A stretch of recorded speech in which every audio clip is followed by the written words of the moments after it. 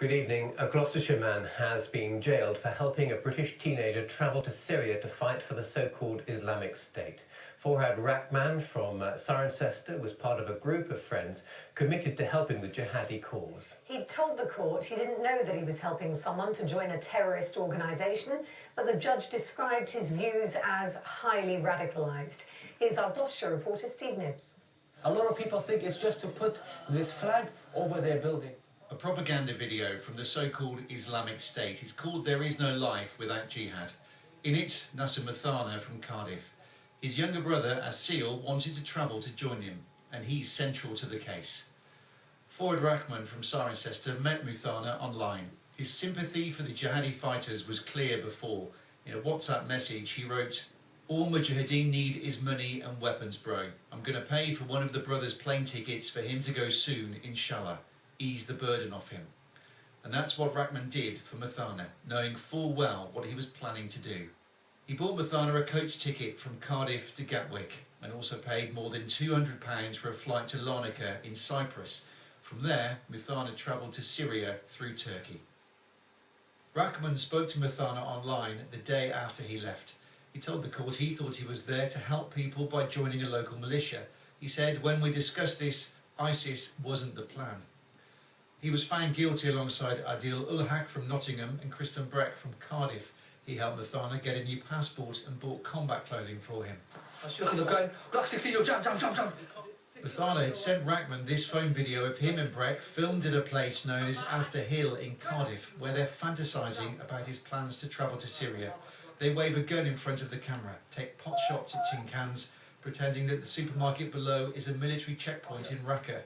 Muthana boasts about his hopes. If you're watching this, I'm probably dead, or I'm probably like a legend or something. The jury heard that Rahman shared the same highly radical ideology as his co-defendants. This video found on his phone is of a British jihadi in Syria spraying the words Islamic State of Iraq and Sham.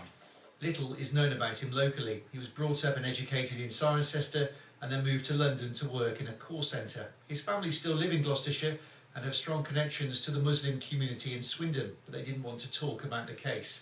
The judge said he probably developed his extremist ideas through a group he met while studying in Egypt and not at home. It's not commonplace in Gloucestershire, certainly not in Cirencester, and I think we've got to put this all back into perspective, that this is very, very low key here in Gloucestershire, and we're doing everything possible. We're looking at new ways of making sure we keep it into a very low key approach within Gloucestershire. As Rahman was jailed for 5 years, the judge at the Old Bailey told him his strongly radicalised opinions meant he was ready and able to help others go to Syria. Well, Steve Nibbs is in Cirencester for us this evening. Steve, what more do we know about Forhad Rahman?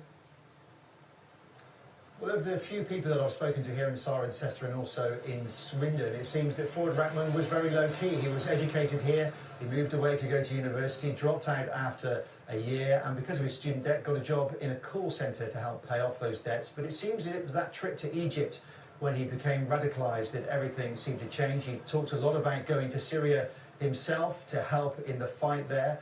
He was asked during the trial about his views on the so-called Islamic State. He said as far as he was concerned, his views at the time was that they were a force for good, that they were helping the oppressed in Syria, that they were feeding children and building schools, and that as a committed Muslim, he felt it was a good idea to live under an Islamic state. When he came back home, though, his mother took his passport off him, which stopped him going abroad, so he thought instead he would help someone else go to Syria, and that was the central point in this case, for which he was found guilty today. In mitigation, his barrister said that he was now highly opposed to IS, as he now knows them, but the prosecution said that Forhad Rahman had highly radicalised views.